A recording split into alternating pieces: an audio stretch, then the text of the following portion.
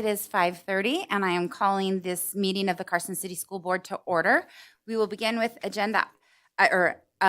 first off, let me recognize that Trustee Walker is absent from this meeting. He is on vacation. Since he's a principal in Lyon County, he has limited vacation time.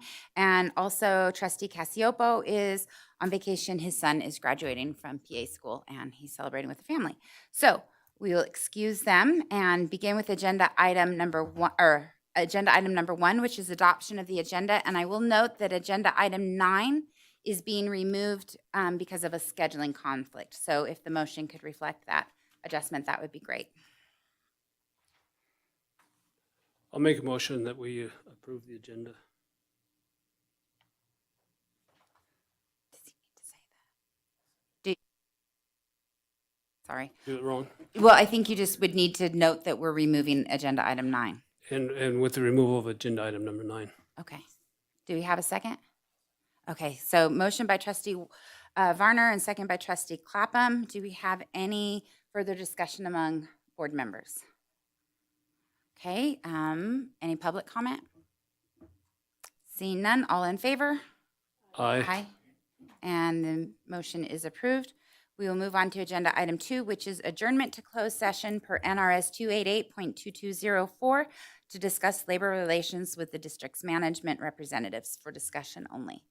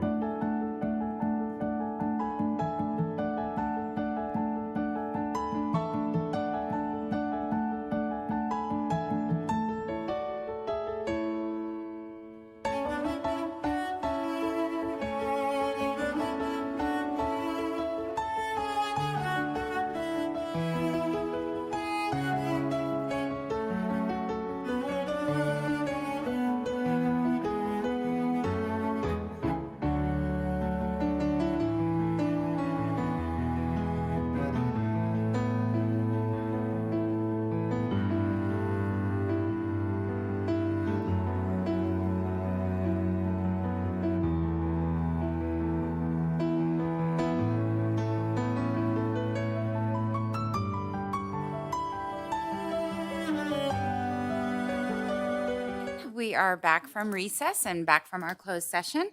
We will move on to agenda item 4, which is the flag salute. Joe Cassiopo is out of town and excused, so Trustee Matt Clapham will be leading us in that.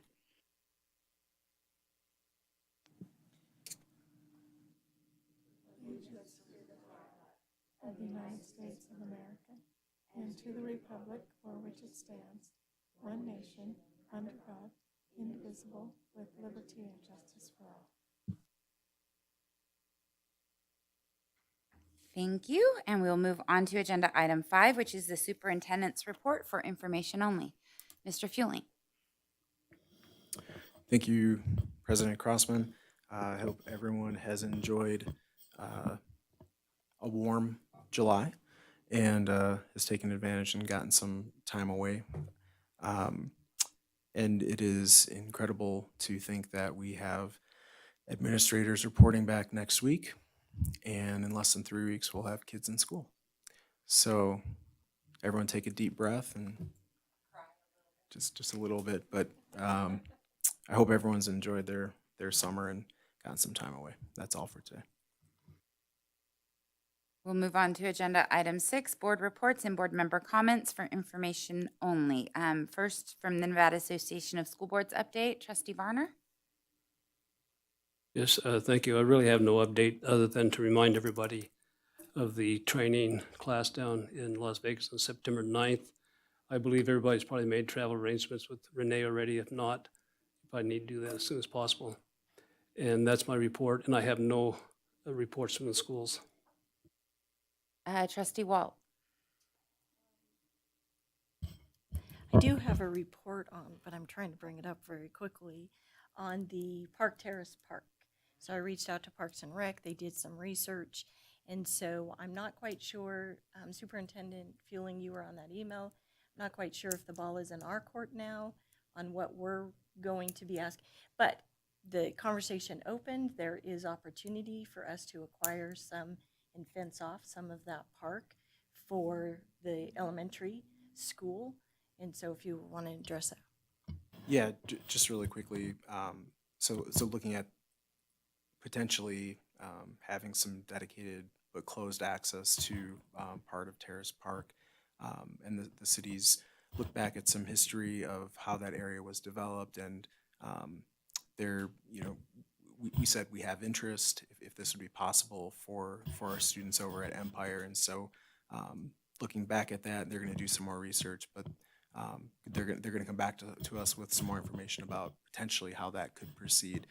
Clearly, any additions would likely be some of it at least would be at district expense if we were going to do that. But I just appreciate that the city is willing to have that conversation with us. Thank you for that update. Trustee Clapham. I don't have anything tonight. Trustee Ramirez. No one either. Okay, I will go ahead and just update for Fremont Elementary School. They are having a back-to-school parent and student welcome on August 11th from 4:30 to 6:30 p.m. And since this is also an opportunity for board member comments, I just would like to thank my fellow board members. I feel very fortunate to work with board members who are passionate about our students and passionate about our staff and not driven by individual political agendas. So I just appreciate all of you, and I just wanted you to know that thank you for working with us. So I will move on to agenda item 7, which is association reports for discussion only.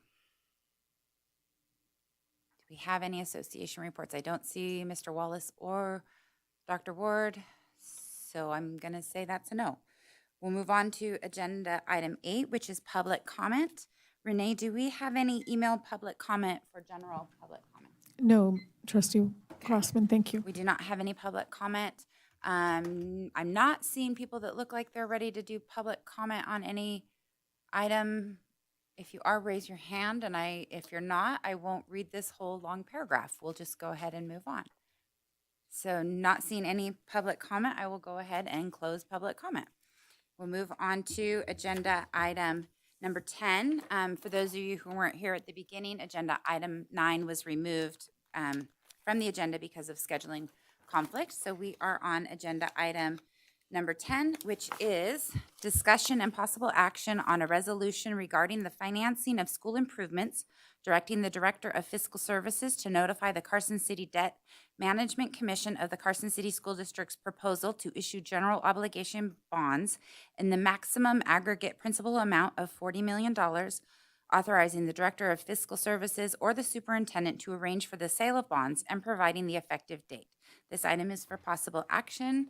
I see Marty Johnson is here and Spencer Winward. Thank you, Madam President. Spencer Winward for the record. And as you mentioned, Marty Johnson's here. We just rock, paper, scissors, and I'm going to push the next slide button. He's going to talk. Thanks, Spencer. For the record, Marty Johnson with J&A Consulting Group. The agenda item you have is a resolution that will ask the Debt Management Commission to meet and approve the proposal of the district to issue $40 million in bonds. That doesn't mean that we have issued the bonds. It just means that we will have the authority to do that, and that authority will last for 3 years. So we have plenty of time in which to issue these. And so to go with this and with a couple of new board members kind of reviewing how we get here and how this all works, I've put together this short PowerPoint. So Spencer, if you want to go to that next slide. So currently, the school district levies a tax rate. I've got too many of them in my head. 47 cents, right? 43, that's right. We lowered it many years ago. 43 cents. That generates about $7.7 million in property tax revenues. That is money that can only be used for capital projects of the district. It goes to repay the bonds that the district has outstanding, and then to the extent that we exceed certain balances, and we'll talk about those in a minute, we can use some of that money for pay-as-you-go.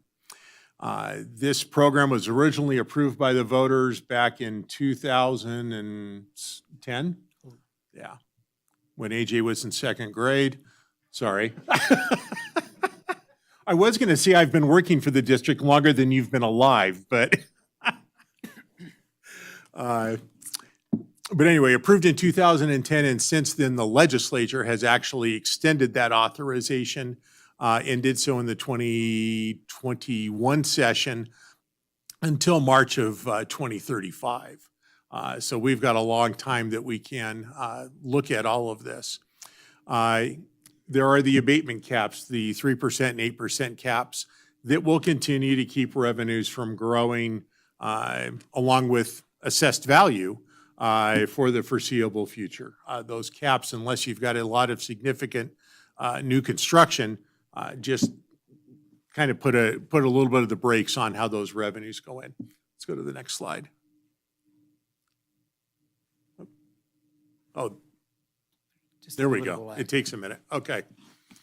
And so just to give you a sense of where interest rates are, most of you probably think interest rates are really high. And if you want to compare that to 2 years ago, you're right. But if you want to compare that over the last 20 years, you can see that we're actually very close to the historical range. This is a 20-year index that we use in the municipal industry, and you can see how that goes up and down. But today, that index is within a couple of points of where that 20-year average is. To give you a little bit of context, one of the first deals I worked on getting into this business was a 1990 issue for the Carson City School District. The interest rate on that one was 6.97%, and we were thrilled to be under 7%. Today, if we were to sell bonds, we'd be somewhere just under 4%. And if we go back 2 years, we would have been in the 2% range. And so as we look at 4%, we wonder what's wrong with this. It's just, that's where rates are right now. Let's move on to the next one. So this is the potential funding scenario that we're looking at. And that should be $15 million of bonds in 2027. That's a typo. And so that's $40 million of bonds between, and we'll actually end up issuing these in 2020, in fiscal year 24. It'll be calendar year 23, but fiscal year 2024. And then we've got some other bonds that we would actually issue in fiscal year '26. And then we do have some pay-as-you-go. And if we go to the next slide, we can kind of see how that works. So the line in that top graph represents property tax revenue. So those are the revenues generated by the 43 cents. And so those revenues will continue to grow as assessed value goes up, for some period of time. The light blue bar is the payments on the bonds that we currently have outstanding. And so what we can do is go and issue bonds that kind of fill in the space between the top of the light blue bar and where that line is. And so we can slide those payments in, and you can see that we're always below that line, and that creates the ability to issue $40 million in bonds. That assumes the interest rate on the issue we do here in a couple of months at 4.1%, and the bonds we do in a couple of years, we've estimated 5%, just to be very conservative on those. And so one of the criteria that you have to pass in order to issue bonds is to demonstrate that we can repay the bonds within the existing tax rate, that the projected revenues will be sufficient to cover the debt service. And you can see that once, it's very small print, but once we hit like 2027, property taxes could actually go flat, and we'd still have sufficient money to pay the bonds off. The second one is that the balance in the district's debt service fund or debt reserve account, as it's referred to in the statute, is enough to be at least 50% of the next year's debt service. And so based on this projected debt service, the light blue line or the light blue bar in the bottom graph shows what that required reserve would be. The dark blue shows what that balance would be if we continued to just issue those bonds, pay that debt service. And so you can see that we are above that required reserve, and we can then pass that test as well. That also means that the difference between the dark blue bar and the light blue bar is what could be available for pay-as-you-go. And so we can utilize that money as we move forward. I think there's one more. Excuse me, Mr. Johnson, could you explain pay-as-you-go? Oh, pay-as-you-go, yes. So basically what we can do is we can transfer the money out of the district's debt service fund, again, as long as the payments have been made that year and the remaining balance in the debt service fund is equal to at least half of next year's debt service. If we transfer that money to the capital projects fund, we are then paying cash for that project, or we pay as we go. But it essentially keeps us from having to bond for every single project that the district needs to do.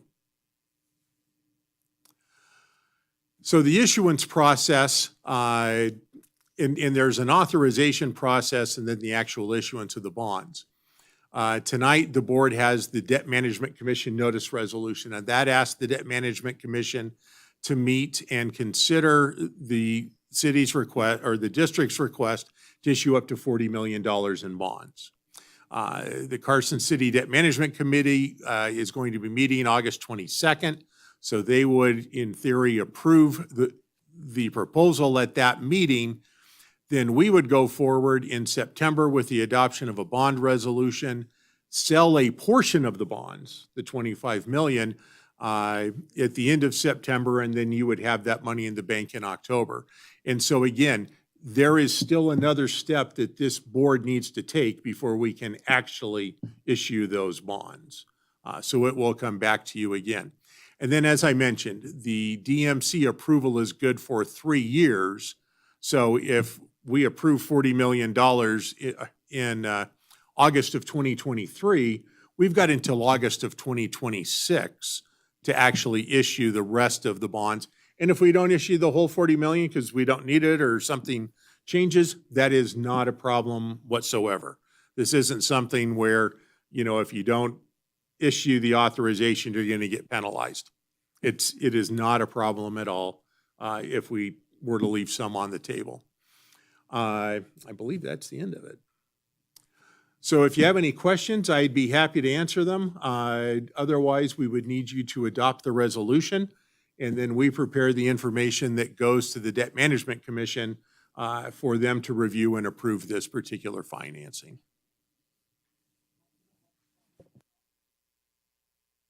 Just a, capital projects, that doesn't mean land, does it? It can. So are we anticipating if we do move forward with the land behind the high school that it would be part of this? Oh, sorry. Oh. Yeah, it is. Yeah. Yeah, sorry.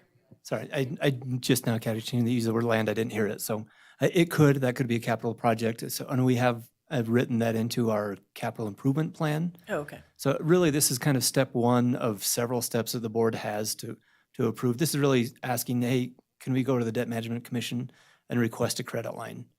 And then the next step, according to Marty's schedule there, would be, the September board meeting, we say, esteemed board members, can we go ahead and proceed to sell a bond? And then we'd go through doing that process. And then, as Marty said, that'd be 25 million is what we anticipate. That's what we have written in our capital improvement plan. And then the other 15 million would be 2 years from now. And things could change between now and then where we either access a portion of that or none of that or all of it, depending on how our capital improvement plan, which goes out 5 years, but still is somewhat fluid, is sometimes we have needs that become more important than others that kind of jump the things, and we sometimes have things that we decide that, it's time to scale back and we're gonna, even though this project would make sense to do now, we're gonna push it off a couple of years for funding reasons or other reasons, so. Do we have any other questions? Seeing none, this is an action item, and I would entertain a motion. I'll make the motion. I move that the Carson City School District Board of Trustees approve the resolution regarding the financing of school improvements, directing the Director of Fiscal Services to notify the Carson City Debt Management Commission of the Carson City School District's proposal to issue general obligation bonds in the maximum aggregate principal amount of $40 million, and authorize the Director of Fiscal Services or the Superintendent to arrange for the sale of bonds. I'll second that. You have a motion by trustee Varner and a second by trustee Ramirez. Do we have any further discussion among the board members? Do we have any public comment on this item? Seeing none, I will call the motion. All in favor? Aye. And the motion is approved. Thank you very much. We'll move on to agenda item 11, which is discussion and possible action to approve the workplace health and safety plan for the Carson City School District for possible action and SEER.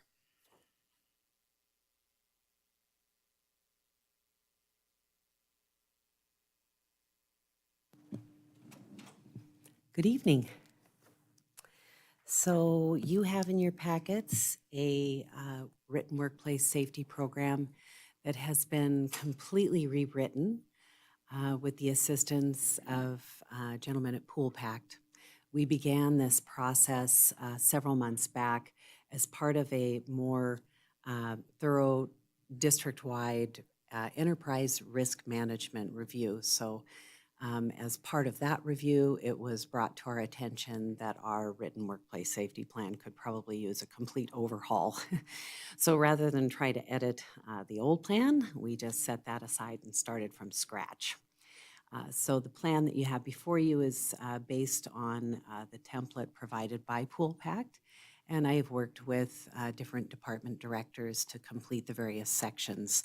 There's a few sections that were highlighted in your draft that I'm still working on with Mr. West, but those are really lists of equipment, where that is located and so forth, so that wouldn't really change once that information is plugged in. So we hope to have that done by the end of this week so that we can have the written workplace safety plan complete and up on the district website for employees to access when they all come back to work next year.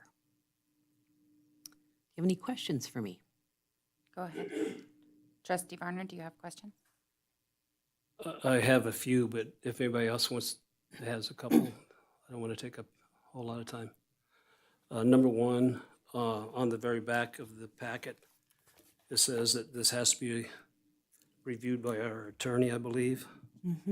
Has that been done? Yes. Okay, so that is done. Thank you. And then, let me see, I got a couple little notes here, so. Just for my clarification, okay, I mean, Absolutely. on page number 13, under section 1, general training, paragraph A, CCSD will provide training prior to any employee performing their work duties. If substitute teachers, staff, or other temporary employees are used, they'll share the proper training is given. Is that the principal, the site principal that does that, or the direct supervisor of the different groups that do that training? Actually, both. Yes, Both. and it really depends on the nature of the work that that employee or that substitute performs. So different positions, of course, have different job hazards. Folks working in, say, for instance, building maintenance will have a different set of safety training that they complete Right. compared to a school nurse or someone who is a shop teacher, whether we have bloodborne pathogen exposures, sharps exposures, welding exposures. So we Right, look there's at a lot the- of different yeah. things. So I we understand that. look at what training Yeah. is needed in that position, and And then I'm assuming that a sub only gets the training one time.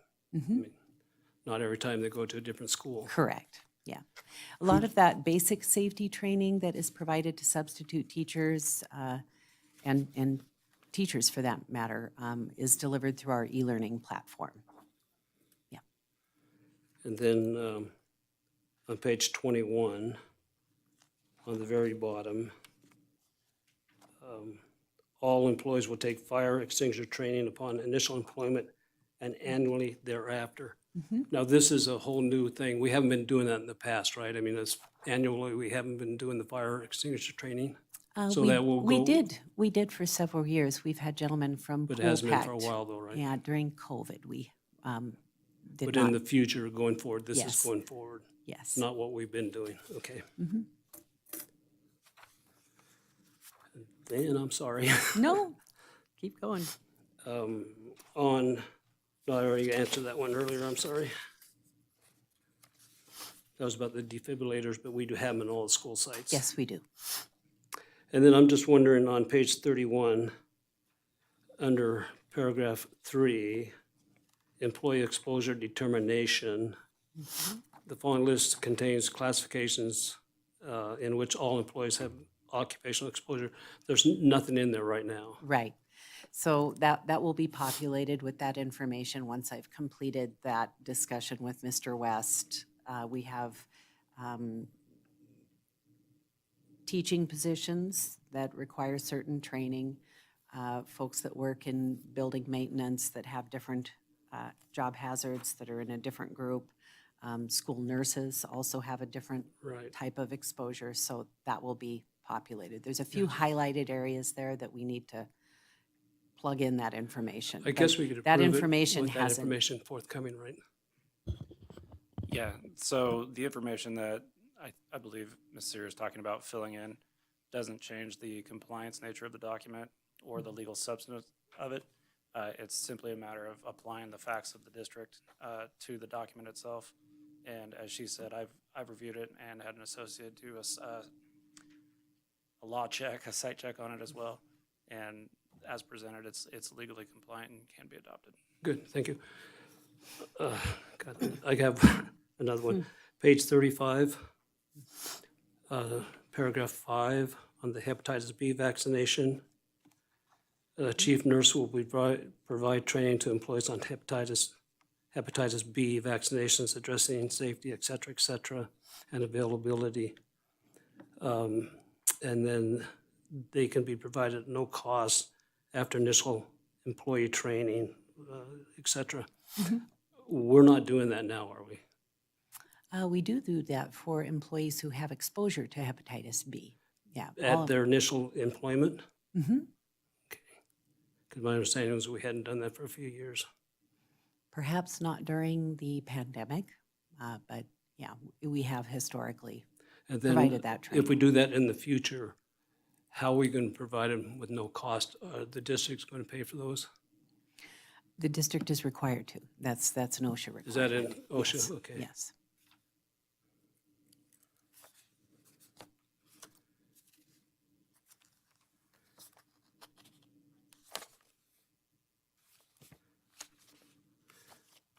I think those are my main questions, just for clarification. Thank you. Very good questions. Thank you. So the employee training that is required, Mhm. so are all of them, most of them e-training?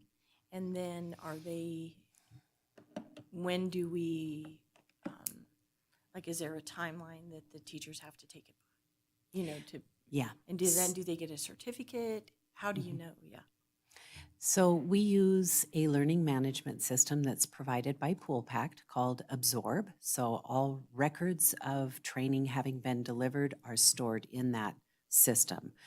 We don't print paper certificates. If I need to provide proof that somebody has taken a certain course, I can simply log into that system and pull a report and instantly know whether they've taken the class, and if they have taken that class, how many years in a row they've taken that class, or if it was the type of training we're only required to provide once at the time of hiring, then we'll have that record. But we try to keep as much of that information in the learning management system so that we don't have training records sprinkled around at different sites.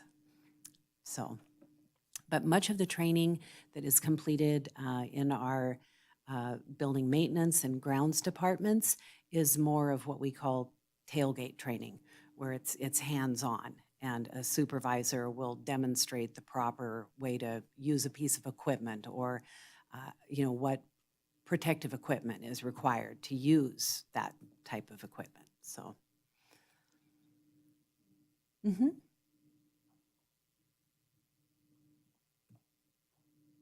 Do we have any other questions on this? It is an action item. Go ahead. I'll go ahead and make a motion then. I move that the Carson City School District Board of Trustees approve the workplace health and safety plan for the Carson City School District as presented.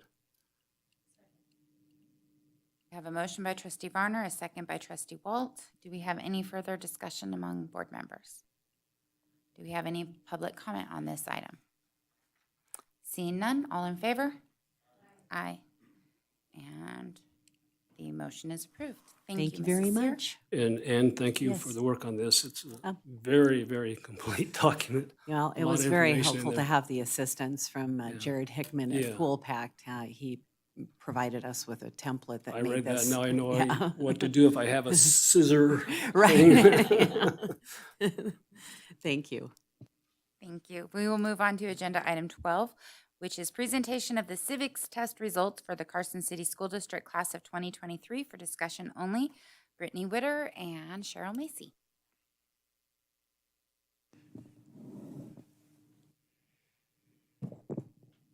Good evening. My name is Brittany Witter. I am the curriculum coordinator for the school district. I cover humanities, which is social studies, health, and world languages. So we are here today to update you guys on the civics test that was given this past school year, so the 2022-2023 school year. And we were required to do that per SB 322. So just a kind of reminder and background, this law was approved in the 79th legislative session. It was introduced by Senator Dennis, and so it's basically been in action since 2018. So we have data from the past 4 years for you. So an overview of SB 322. Basically, it says that students must participate in taking a civics test. It's pretty loose in its requirements, but students have to participate. It must be a direct match of the same questions that are on the actual civics test that are given to immigrants trying to take their citizenship test to become US citizens. So it is the same exact questions to try to mock a similar experience. Students may receive a waiver to not participate, but that is only for special circumstances. Typically, this is special populations who don't have access to take the assessment, or say there's a severe medical emergency or family emergency. We did not receive any waivers this year in our data. So a little bit about the naturalization test, the civics test. It's given by the U.S. Citizen and Immigration Services.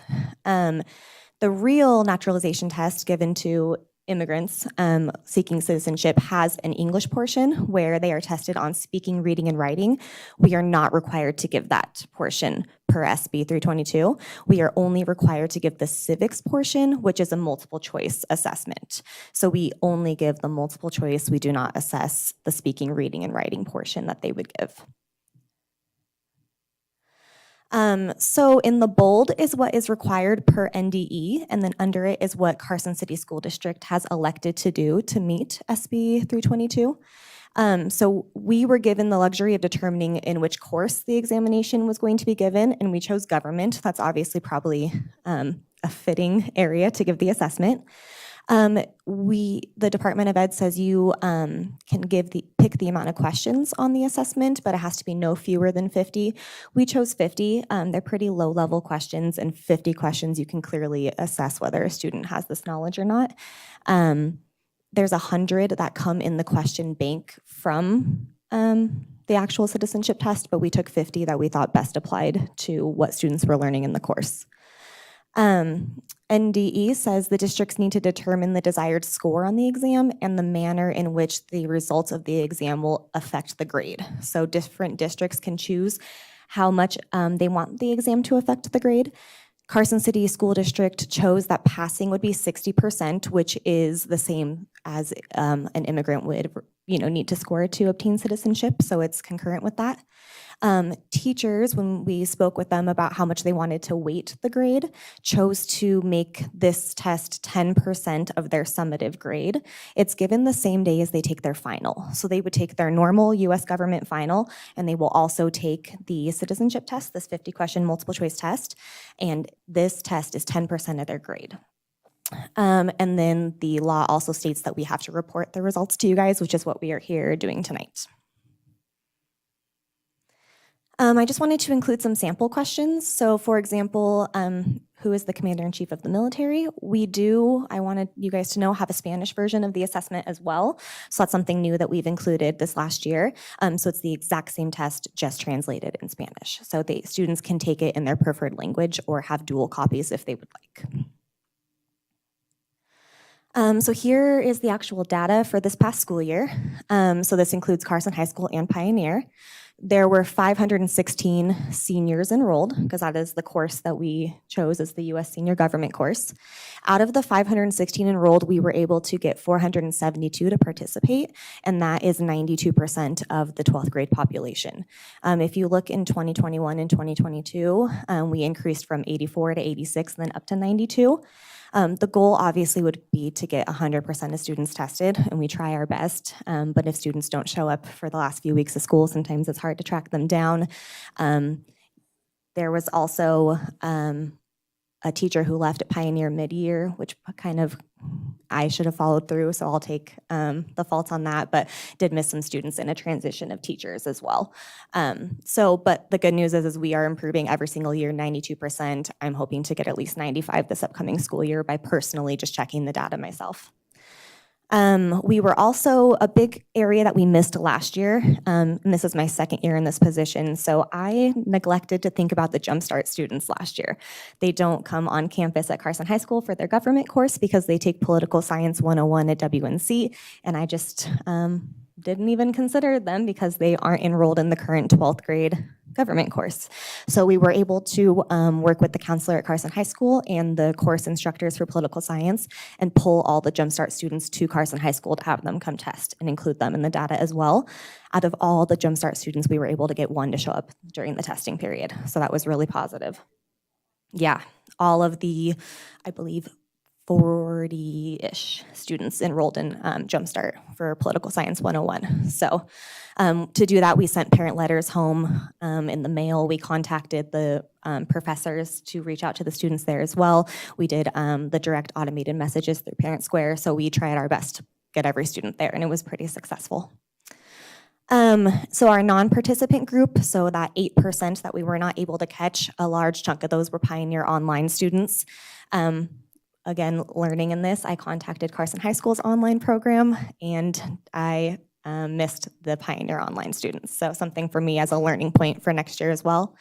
And then there were just some students with very limited end-of-year attendance, and they did not come to school, so we could not test them. And that was a large chunk of that 8% as well. So in terms of passing, and remember we set that 60% pass rate, 98% of the students passed and only 2% did not pass. The 2% that did not pass were actually Jumpstart students who had read the law and found out they only had to participate. So I received a few score sheets that were all A's filled in all the way down. So credit to them for reading a law correctly and knowing they only had to participate in it.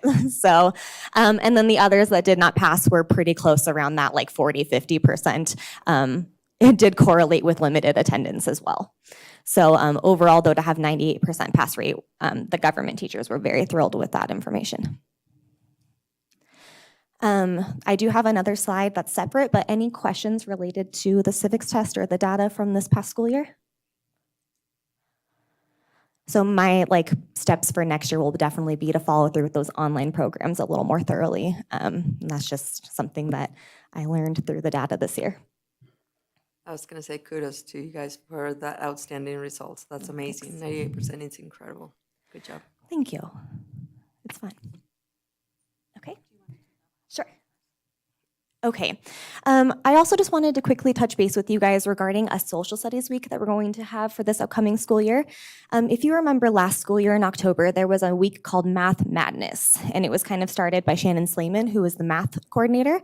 It was wildly successful. Parents liked it, teachers liked it, principals liked it, parents around the community. It was great. The feedback overall was positive. So we reached out to the principals and said, would you guys be interested in this for other subjects? And so I kind of volunteered to start with Social Studies Week. It's going to be from September 18th through the 22nd. The reason those days were picked is Constitution Day is September 17th. So that to me sounded like a good place to tie in that information. And also States and Capitals Day, which is a day I found out, is on the 22nd. So we're tying into history holidays in this week. Each day, as you see on that flyer, is going to have an activity that's centered around a different theme of social studies. So I think people tend to think of social studies as just history, but it's not, right? You have geography, economics, you have the civics portion. So we're trying to kind of expose students to a larger scope of social studies. We're going to have dress-up days. There's going to be door decorating contests. And then the part that I'm most excited about is we are tying in the citizenship essay that you guys have on an upcoming board agenda to approve. I know historically there has been limited participation in that. And I think everyone, teachers, students, admin, board members would like to see more participation in that. So I've built in time on each of these days for students to work on that prompt, whether it's 5th grade and they're truly writing a 5-paragraph essay, or it's 1st grade and they're doing some type of picture sort, right? Because it's going to be the beginning of the year. Just a way to interact with that prompt and give exposure. So if a student does want to continue that on their own and submit it, they've at least now got exposure to it more so than they would have had before. So we're hoping that you guys see a much larger participation rate for that citizenship prompt. Thank you for that information. I will just remind the board that would be, any discussion on this would be outside our agendized information. So we will Yes. follow up with you on that separately. Correct. Just wanted to let you guys know what was coming up, but no action, no decision. Okay. Yes. Thank you Please. for that. Okay. Thank you guys. Any other questions about the citizenship test? I just think it's great that you're doing the citizenship test. And just a reminder to everyone who thinks that we're not doing these things in the schools, we are doing these things in the schools and the students are learning. And I think maybe you also had your Jumpstart students realizing that was not part of their final grade. And maybe that was part of their participation rather than that. So, Yeah. Maybe they were required to read the law prior to taking it. yeah. So that's awesome. Something. Okay. All right. Thank you guys Thank for your you very time. much. Mike. We'll move on to agenda item 13, which is discussion and possible action to approve proposed material reviewed by the Family Life Advisory Committee during the 2022 to 2023 school year to be included in the Family Life curriculum for the Carson City School District for possible action. Cheryl Macy and Sheila Story. Good evening, President Crossman, members of the board. Sheila and I are here to present on the Family Life Advisory Committee materials that were worked on this spring. Just as a reminder, we are required by NRS to appoint a committee to review family life curriculum materials.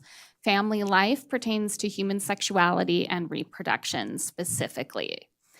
In 2022, so last fall, you as a board decided that you would take the materials that were recommended by the committee and review them for final approval.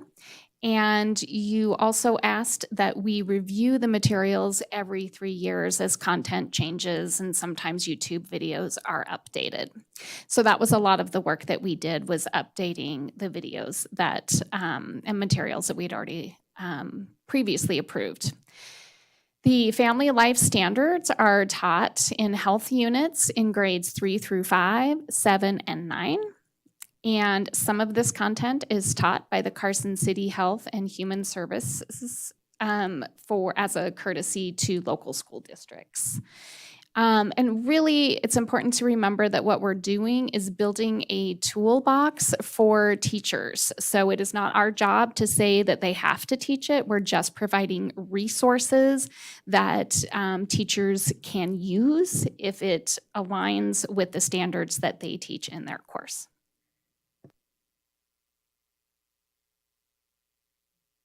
Real quick, for the record, Sheila Story, I'm the chief nurse for the Carson City School District and chair of the Family Life Advisory Committee. I think we had a fantastic year. We met up at the district office 5 to 6 times. We had very healthy discussions, and we got through a lot of material this year, so it was a quite enjoyable experience. And I think all the members on the committee had a good time, and I think we really chose some good materials or reviewed good materials for our school district to use in the future.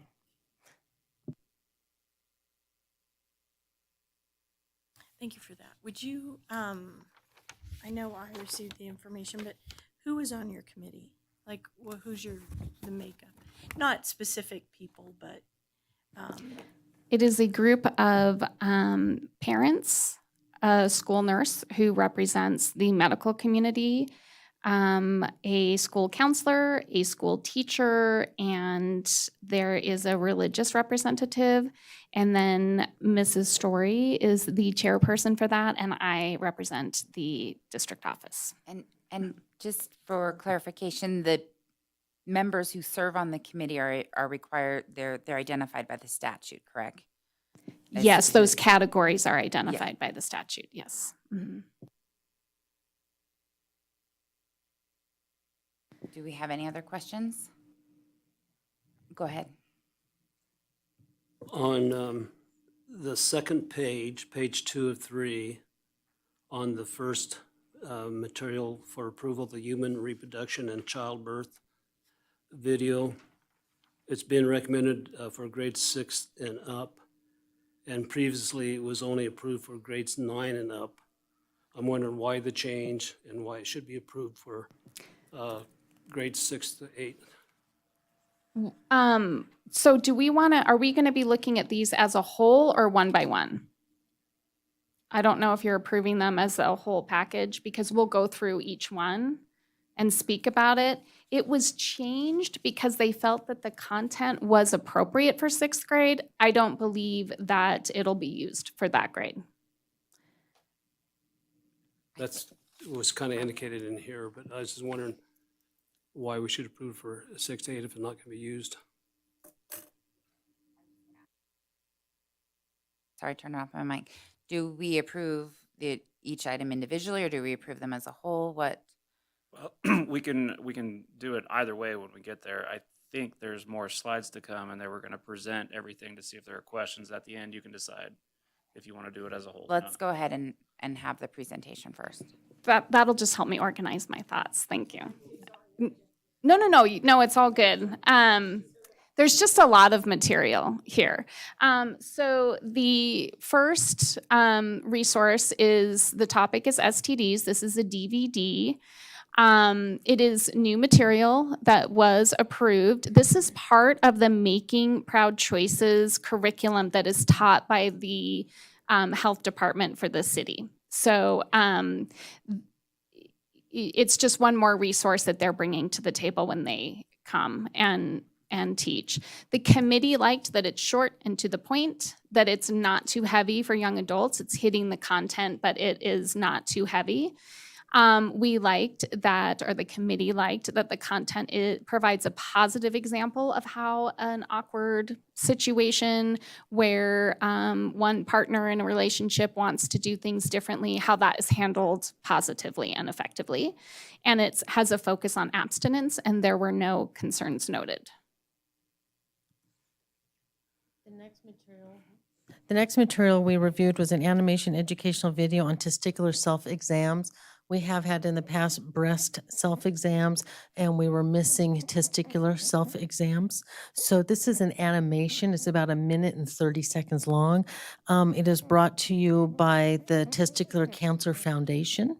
Anyway, it's a short little animation that shows the importance of why individuals starting at age 15 should start testicular exams all the way up to age 34. And then it gives like a little card, like you hang in the shower type of thing, and it goes step by step on how to do a self-testicular exam.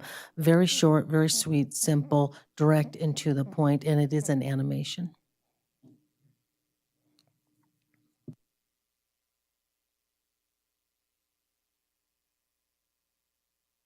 The next one we went over was, whoops, I went backwards, sorry. Reproductive system overview. This was brought to us in regards to just the supplemental information in regards to the reproductive system.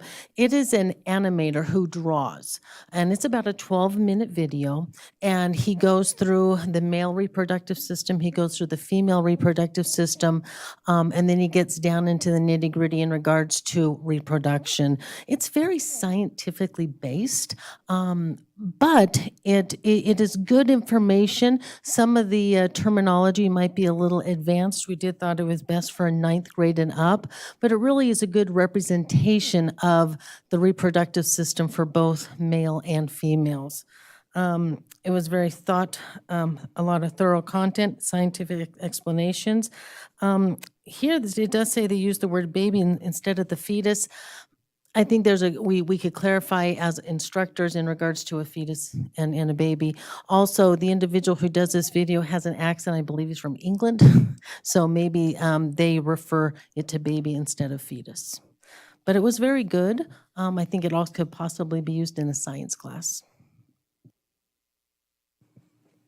Next up is a video titled Fertilization. This was originally approved in 2017 for grades 9 and up. The committee liked that it's clear and scientific, well-produced, and very short.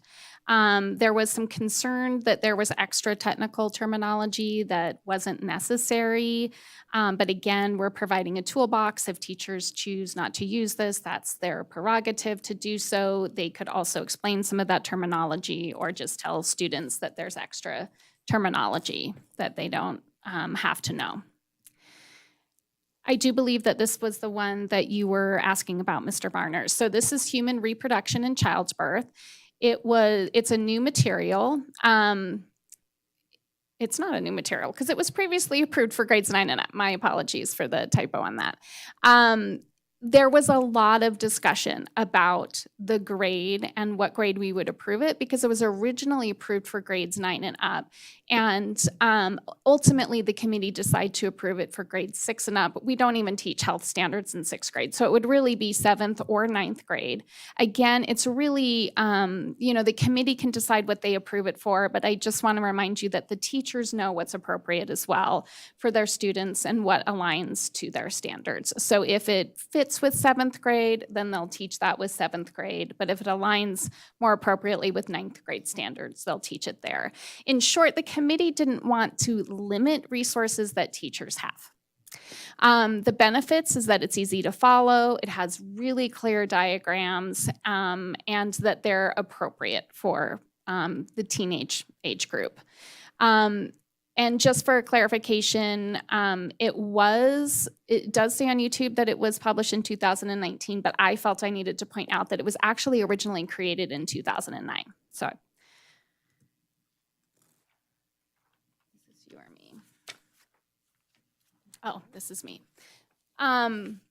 I wanted to clarify on this one as well. On the handout that I sent you, I had said that it was a video file, and it's actually a PDF. So I apologize for any confusion on that. This is new material. The committee believed that we had a gap of materials to illustrate the female genitalia, that there was, we had resources for males, and we wanted to fill that gap. They chose to approve this for grades 6 and up. They liked the variation of images. They liked that it was black and white, so it's not representing necessarily any particular ethnic background. It's a credible source. It's useful. And again, there was a lot of discussion, again, about that age level, whether or not 6th and up was appropriate. Again, just want to state that the teachers don't have to use the material if it's not appropriate for their age group, their class. Sometimes you might show something to one class that you don't show to another, for example.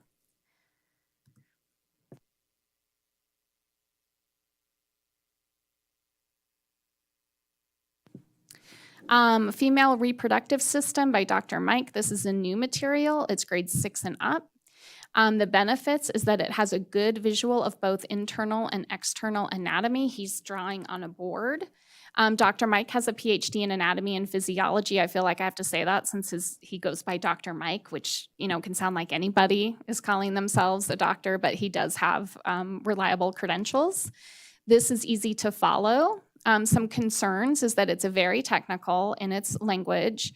Its length and its vocabulary might make it a little overwhelming for middle school students. So again, a middle school teacher might decide to use this for not use it for middle school. And so again, lots of discussion. The decision was, let's approve it for grades 6 and up, and we'll let teachers decide.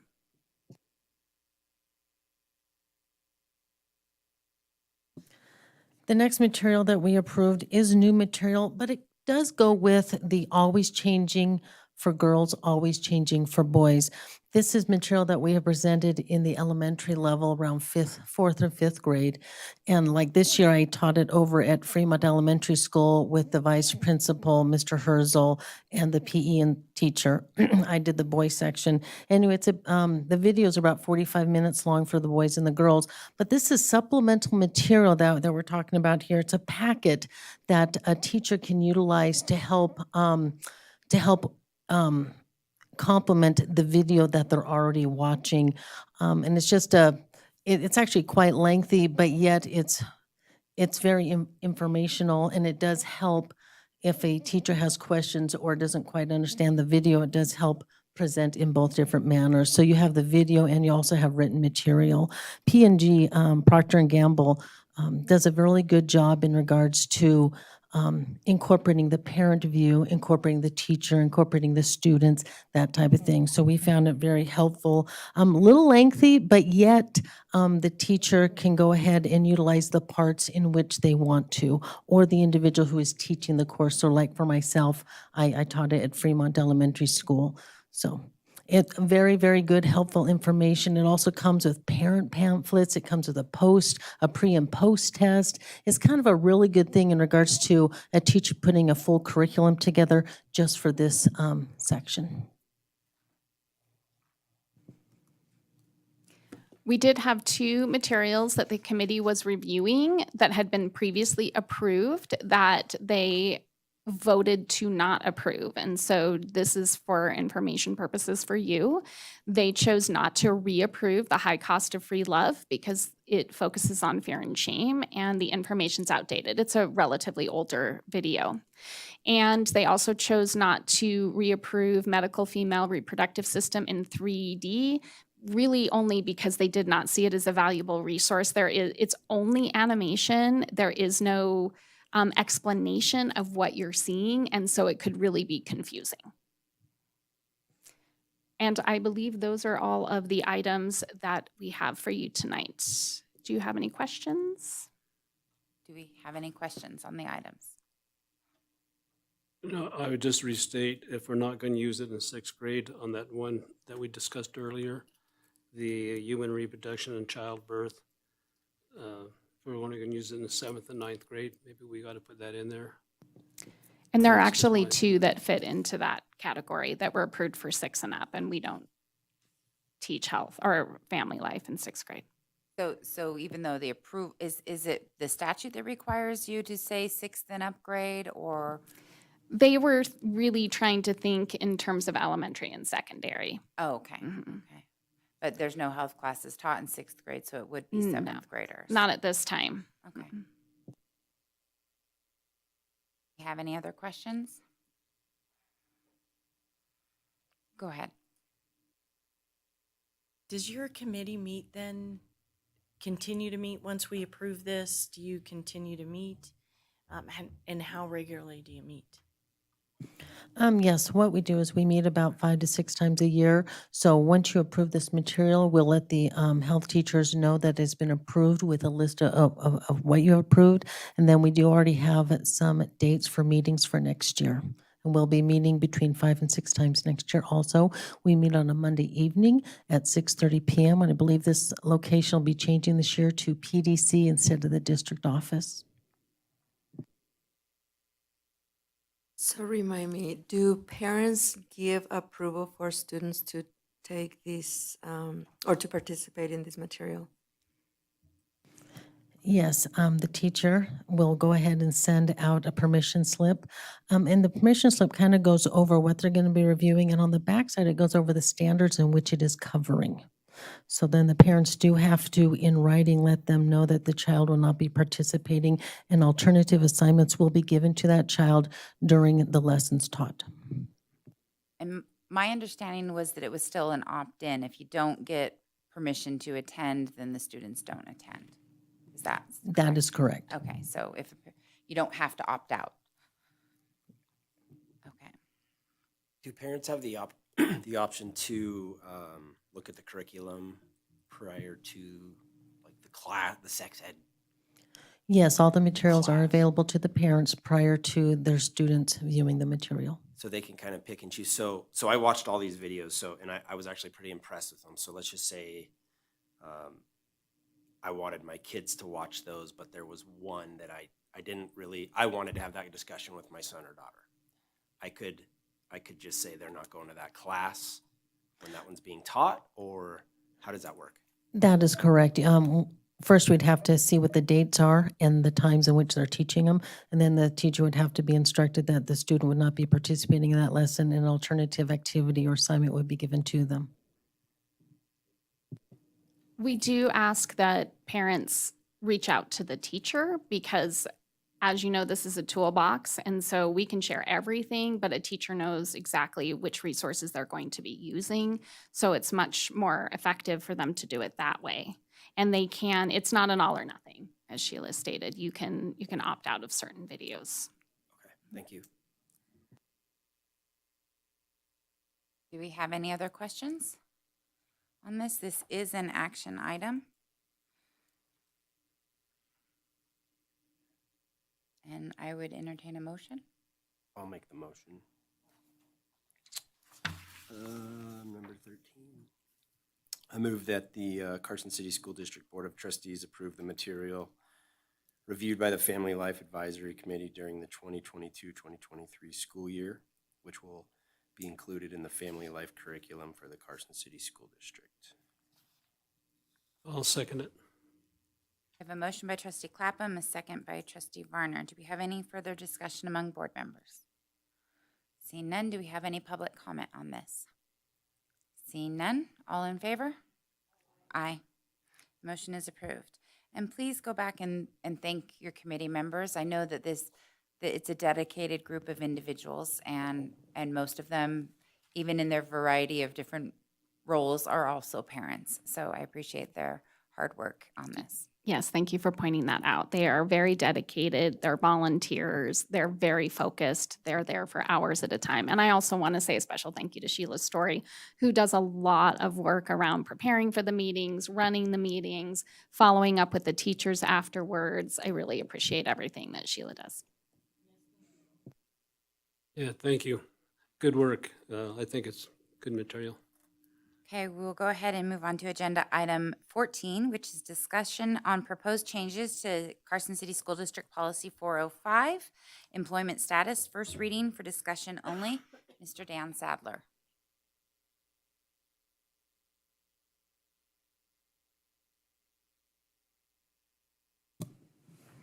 Dan Sadler for the record. President Crossman, members of the board, good evening. Present to you tonight possible changes to policy 405, which is specific to classified staff employment status. Current policy states that employment of all classified employees shall be probationary for a period of 12 months from the time of initial employment, and that after the completion of 6 months, an evaluation report is required. No employee, unless a trainee basis, can be advanced on the salary schedule until they have completed the probationary period.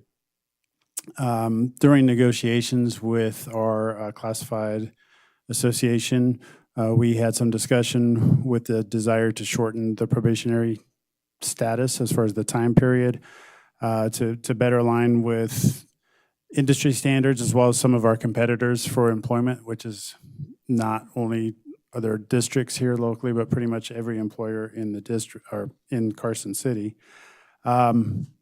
There's certainly some pros and cons to discuss as we look at this, but again, this really comes from the conversation specific to the negotiations and really trying to find ways that we can provide feedback to our classified employees during that probationary time period in a more expedient process and a more detailed process so that they're getting better feedback and that we're better identifying what supports they might need moving forward as far as training opportunities, et cetera.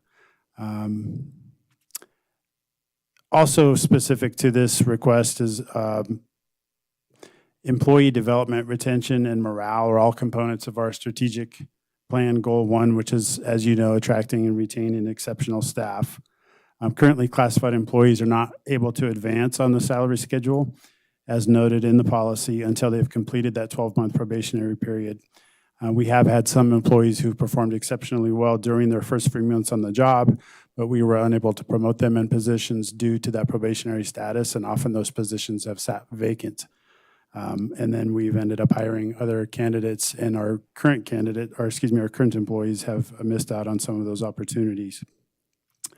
So we want to continue to provide opportunities for our classified employees and would like your consideration for changing the probationary period from 12 months to 6 months with a mandatory in-depth evaluation report due at 3 months and at 6 months.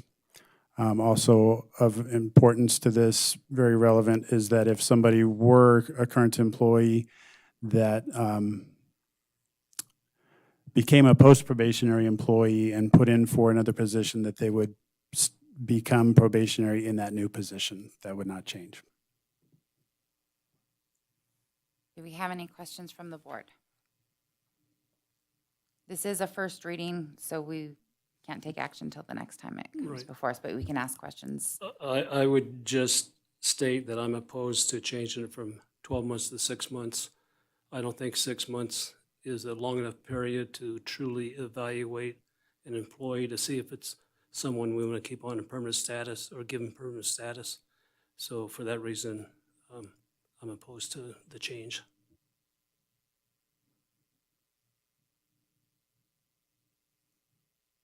Do we have any other questions or comments? Mr. Sadler, in your experience, what is the standard probationary period among local districts?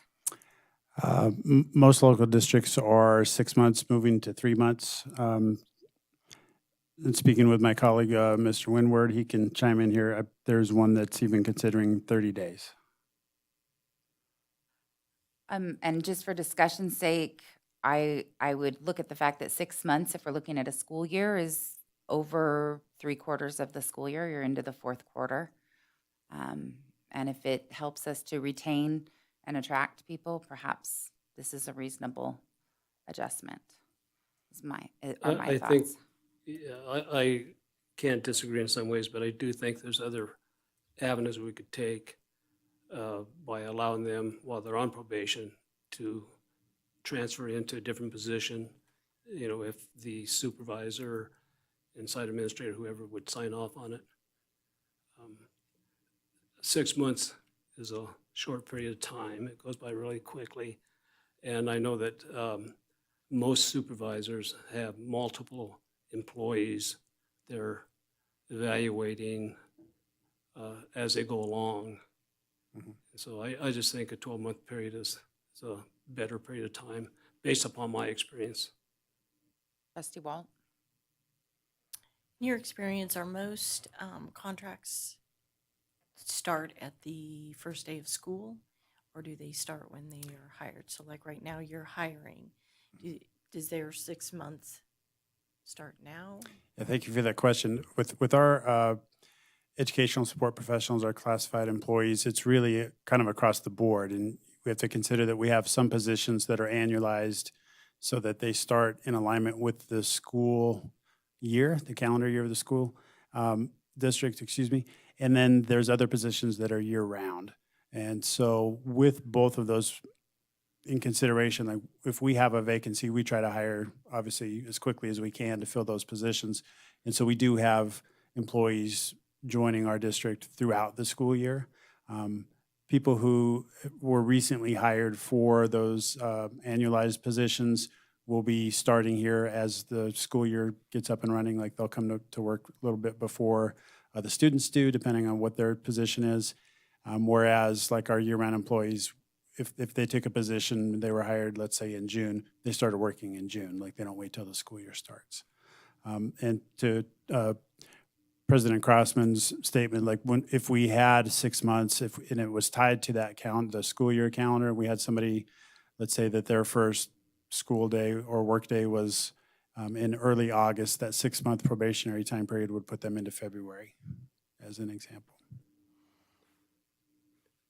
What happens if you hire somebody in April and they work 2 months before, they're out for the summer or whatever? Then does their probationary pick up when they start back to school? So they maybe have 2 months of probation, come back with 4 months? Or does it run during the time they're off? That's a good question. So we actually have kind of a stopgap in place for we don't hire classified employees who are annualized at a certain point in the calendar year because their paychecks are stretched out, being annualized. Obviously, they're getting paid through the summer. So rather than getting all of their money up front, like it's spread out through that summertime. And if they start working with us late in the school year, their paychecks are so low that it would be very difficult for them to earn a living based on that. So there's a cutoff date as far as hiring for those annualized positions. For the year-round positions, it wouldn't impact. It would be continuous employment. And if we have somebody who's at a point between when our calendar date is, I believe it's March 1st off the top of my head, and let's say that didn't get them through the school year, then their employment is going to be bound to the days that they're in that position as opposed to just the 3 months or 2 months off during the summer. That would be something that would need to be addressed. We're talking about classified, certified, Just every classified. employee. Just classified. Just for- classified. For the 6-month one. Correct. Okay. Yeah, the probationary periods for certified and administrators are set per NRS, and classified is not. And that's 12 months, right? For teachers, it's Yeah. 3 years. 3 and- years probation. Yeah. Mhm. Thank you. I like the idea of giving employees the opportunity to apply for a different position if they choose to. So I do like the 6-month change. And then also the 3-month evaluation would also give that employee the opportunity to get feedback from his or her employer in terms of how to improve or what ways, to better him, herself, yeah. Yeah, So thank you for I that like- question. I like a 3-month. Yeah, I think that's really important to highlight as well. Something that will go hand in hand with this moving forward is a revision of the current classified employee evaluation so that the supervisors have a better opportunity to provide specific feedback and support plans if needed as well. I have one more comment, and then Okay, go ahead. I'll move on. I think there again, I'm opposed to changing it because I believe that in 6-month period of time or 3 months, or the person, if they're brand new to the job, they haven't really learned the job yet. In 3 to 6 months. Sometimes it depends on the job. It may take a lot longer than that to really learn the job and be efficient in it. Thank you for that comment. One of the considerations for the evaluation tool itself is that you can extend a probationary period.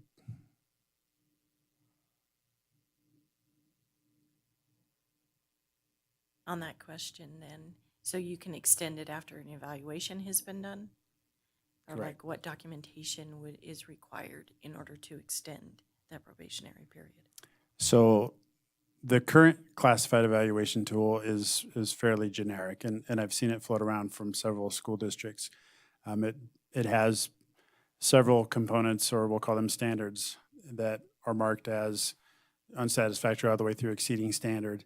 But there's no specific rubric that it's tied to. It's based on observation largely, but it's not very good about giving feedback as far as where somebody scores. What's the difference between meeting standard and exceeding standard is not defined. So that becomes kind of something that needs to be addressed through the evaluation and conversation, saying, hey, what I've observed so far is that you're doing excellent in these areas, it's meeting the standards, but this area is an area that we need to improve on. So let's have a conversation about that. And that could go many different directions. It could be, well, I haven't received training on that. Could be, I wasn't aware that was in my job description. Nobody told me I was supposed to. I mean, there's a lot of different ways that could go, but identifying the need of improvement and then providing support from the supervisor for the employee to improve becomes a big part of that conversation. And if the concerns are such that this employee is doing a really good job, but there's some areas of concern, so we're not quite sure if this is post-probationary, let's extend that for 3 months and see if we see that improvement. Could be an option for the evaluation tool itself. The policy, the way that it currently reads, that it's the evaluation tool that we use, I should say, currently has that option as well. So that's not addressed in the policy, but it is on the evaluation tool.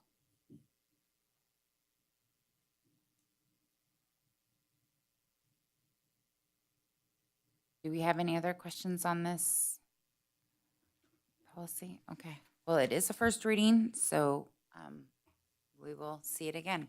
Thank you, Mr. Sadler. Thank you very much. We'll move on to agenda item 15, which is discussion and possible action on recommended approval of the July 1st, 2023 to June 30th, 2025 tentative agreement with the following Carson City School District Bargaining Group: Ormsby County Education Association, OCEA, with a possible fiscal impact of $6,558,688 as budgeted for possible action. Mr. Fueling. Did I miss? Okay, go ahead. For the record, I will I am authorized to be able to discuss, but I'm disclosing that I will, with this action item, there will be a financial gain with a possible financial gain within my household. So I will be abstaining from voting, but I will participate in the discussion.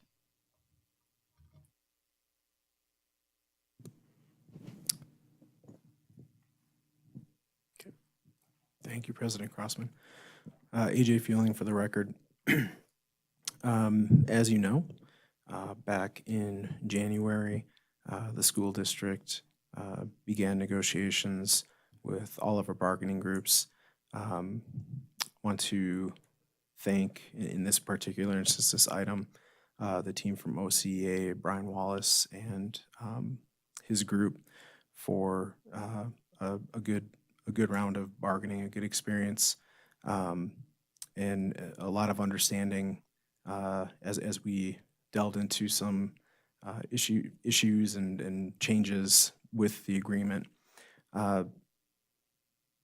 We have come to tentative agreement, and OCA has ratified the 2023 to 2025 agreement that has been presented in your board packets. Within that agreement, kind of the highlight of that for next school year, or for the, I guess, current, we're in the current year now, fiscal year 24, is a $7,000 increase per certified staff member, and in fiscal year 25, a $1,200 staff increase per staff member. That works out to an equivalent impact of an 11% increase in fiscal year 24 and 2% increase in fiscal year 25. We also eliminated the top two rows of that salary schedule, and the significance of that is our current starting salary for a teacher is $43,000. That would increase between the $7,000 increase in eliminating those top two rows. That would increase the starting teacher wage to $52,000, which at this moment would be the highest in Northern Nevada. It also brings about an increase in the extra duty rate, which is a rate paid to certified staff for doing work outside of their regular duties, to about $43 an hour for that work from the current $36. This also has about a 17% impact increase on what is paid for supplemental pay. So for coaching and being an advisor and those sorts of items. Also, as a part of the contract, there is an increase in the longevity pay for those who have been in continuous service as a certified employee in the Carson City School District. And most notably, the 25-year, so someone who's been a teacher here in the district for 25 years, that additional longevity payment increasing from $2,000 to $4,000. We also, in consideration of some of the difficulties that we've had hiring special education staff, there's also been an addition of one of these supplemental type pays for any teacher that is in that is a dedicated teacher in one of our alternative standards program classrooms. There's a supplemental of 10% that has been added. Currently our psychologists, which also have become difficult to fill, they currently have a 10% supplemental that has been increased to 20%. And again, there's a lot of language cleanup and some other items within the agreement, but overall these are the highlights. And again, as you know, going back to January when we started this process, this is nowhere near what I thought we were going to be able to consider given the hold harmless status that the district looked to be in for still another 2 to 3 years. So this is a significant turnaround, and excited to bring this to you for consideration this evening. And just to confirm, Mr. Fueling, this agreement has been ratified by the OCEA. That is correct. Okay. Have any questions from board members or comments? So, a few questions that I, have addressed, but I would like for them to be on record.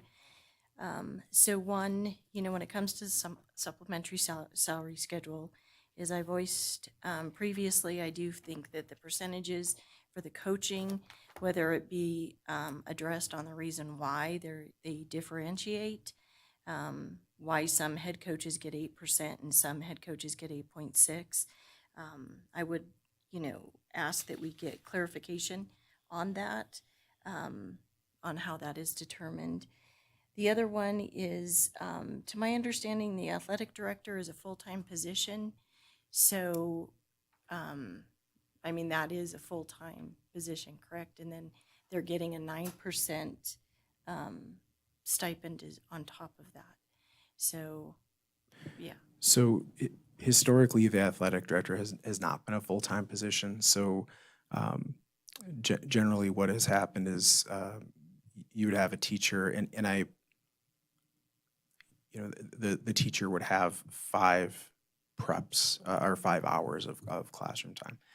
And some of those hours were not expected to have, some of those hours are not expected to have classes. So they might only have 2 classes a day that were taught, or 1 class a day, maybe even 3. And I don't know the entire history of the position. But then those other hours were left open so that the person in that position could fulfill some of those athletic director duties. Over time, that position, from our understanding, has, like many things, become more and more complicated and time intensive. And so I believe the number of preps over time our classes over time has been reduced for that person, but it is not officially a position that has no classes with it. There's always that option too, I think, depending on the circumstance of what's happening. So then because it is a full-time position and, that is their job during the day, is the 9% then supplementary because they attend athletic events? Are they to attend all of the athletic events, or, what is the reason for the supplement 9% if that is their Sure. job? Yeah. I think it's recognition that the sports year extends a bit beyond the school year, and so there's some recognition of that effectively sort of additional days and additional time outside of that. And there is expectation that this person will attend many of the sporting events.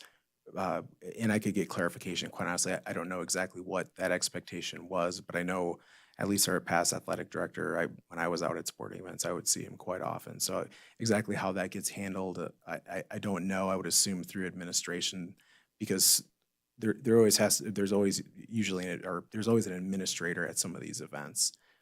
And so although the athletic director is not technically an administrator, I think still that supervisory expectation, you're seeing what's happening with the players and happening with coaches is a part of that job. So, they're not it's not mandatory that they attend the events, but if they do attend, they don't get overtime. That is correct. Okay. Yeah. All right, and then lastly, and then I'll let you go. I voiced this at the last meeting, and I'll voice it again. I do believe that when looking in the future on doing these contracts, I think the steps and the percentage of increase going from year 1 to year 2, as I noted in the last meeting, administrators, their percentage rate, the lowest, is at 2.3, of an increase, and the highest at 2.7. Here on the certified salary, their highest is at a 1.7, if I can read correctly. I scribbled, and the lowest is at 1.3. And I would just encourage the school district to be consistent You know, if you're going to increase, you know, through the steps, be consistent throughout all of the agreements. You know, classified, certified, and administration through all of the units, if you would, moving forward. Do we have any other questions? Trustee Varner. And a lot of this is just for my clarification. I don't have a problem with the contract, and I want to thank everybody who was in negotiations. I know a lot of hard work went into coming to this agreement, and we're happy to give raises when we can. And I feel very fortunate that we're in a position to do that. Like you said earlier, it could have been a whole lot different. So just for my clarification, on page number 18, 9.4, and this is a small matter, it says dues deductions no later than October 15th. The association will provide the school board with a list of those employees who voluntarily authorize the school board to deduct dues. I'm wondering, have they done that, and why do they have to do that?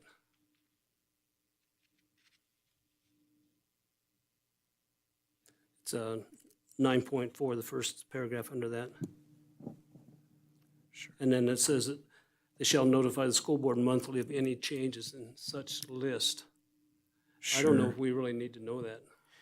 That's interesting, because I don't know that it actually gets reported to the school board. It does to us. Yeah.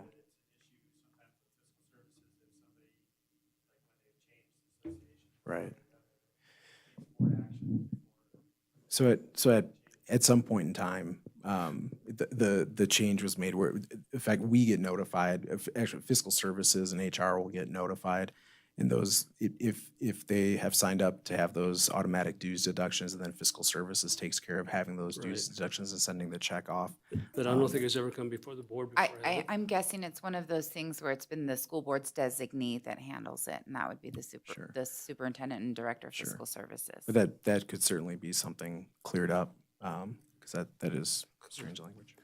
And then, and this is just my clarification again, on page 25, Article 12, under the salary schedule, effective July 18th, 2018, NJROTC instructors can be placed. It sounds like they have the option of being placed on the teacher salary or some other salary schedule. I'm wondering, what is the pros and cons of that Sure. for that Sure. position?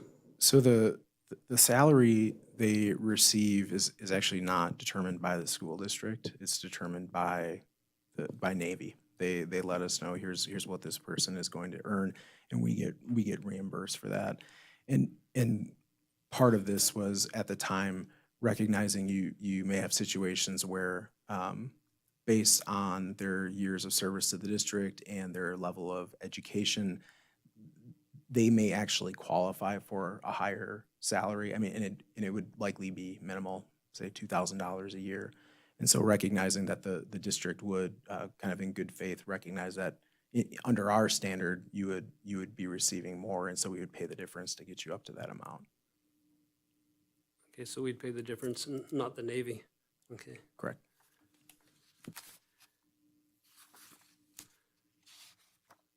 I had none, but that's all right. Thank you.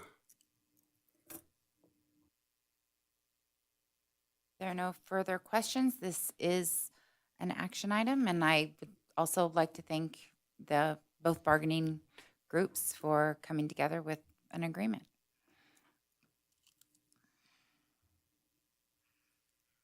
Are you calling for a motion? Yes. I'll go ahead and make that motion. I move that the Carson City School District Board of Trustees approve the July 1st, 2023 to June 30th, 2025 tentative agreement with the following Carson City School District bargaining group: the Ormsby County Educational Association, OCEA, with a possible fiscal impact of $6,558,688 as budgeted. I'll second, yeah. We have a motion. Oh, sorry, there's my mic. We have a motion by trustee Varner, a second by trustee Ramirez. Is there any further discussion among board members? Is there any public comment? And Renee, did you receive email? I, public comment? I did. Trustee Crossman, thank you. This, unfortunately, Brian Wallace, who's the president of OCEA, was unable to be here in person, but provided this comment to be read at this time. Good evening, President Crossman, trustees, and Superintendent Fueling. My apologies for not being able to attend this evening's school board meeting.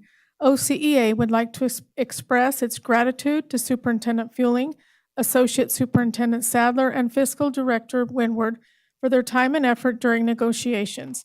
OCEA sincerely appreciates the relationship that exists between the union and the district. The interest-based bargaining allows our mutual interest to be explored in order to reach collaborative solutions for a wide range of topics that impact the students and the certified staff of our amazing district.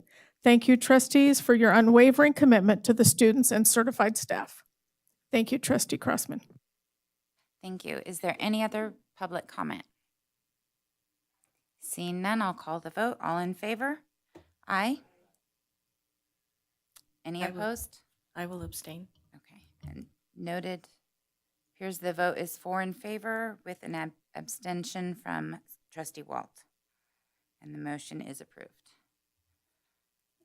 We'll go ahead and go to agenda item 16, which is discussion and possible action on recommended approval of the July 1st, 2023 to June 30th, 2025 tentative agreement with the Carson City School District Bargaining Group, Carson Educational Support Association, CESA, with a possible fiscal impact of $3,228,537 as budgeted for possible action.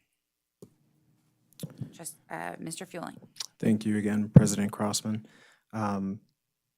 Again, a great bargaining experience with Carson Education Support Association, CESA, and thanks to President Carrie Finn for her efforts and her team getting through this process. She represents them all very well.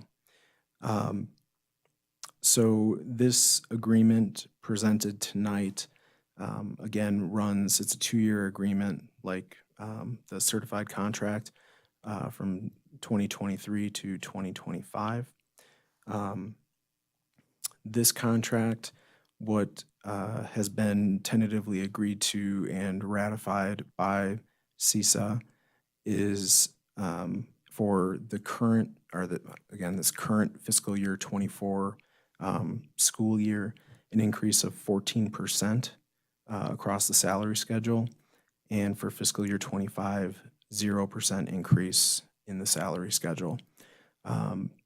Also, in this year and next, an additional row is being added to the bottom of the salary schedule, which allows for some growth as years of service are earned, stepping down. So there's an increase there. Notably, our bus drivers and special ed bus attendants have an additional increase on top of that of approximately 10%, as well as those in our IT department. The increase, we also looked at longevity payments. There was, again, recognizing consecutive years of service and given the needs of the district and trying to retain staff over a longer period of time, there were adjustments made here. Previously, the increments were 6 years, recognition at 6 years, 10 years, 15 years, and 20 years.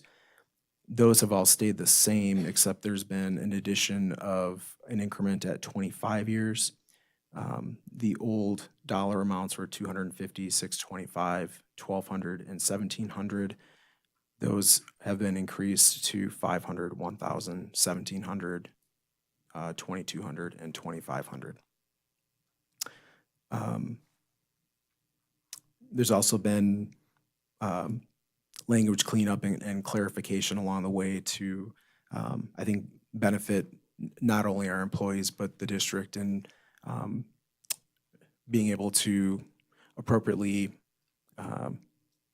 administer the contract in a way that is respectful to both sides. So again, it was an excellent session and meetings, and appreciate the the work of CISA, and I left out, appreciate the work on this and the prior item of Mr. Sadler and Mr. Winward working through this process. That's all I have. Do we have any questions from the board members?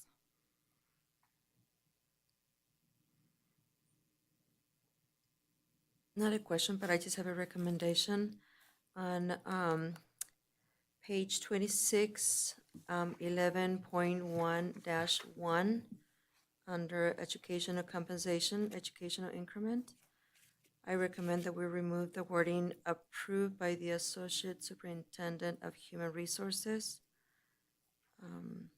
which is on line on the fourth line, under educational degrees.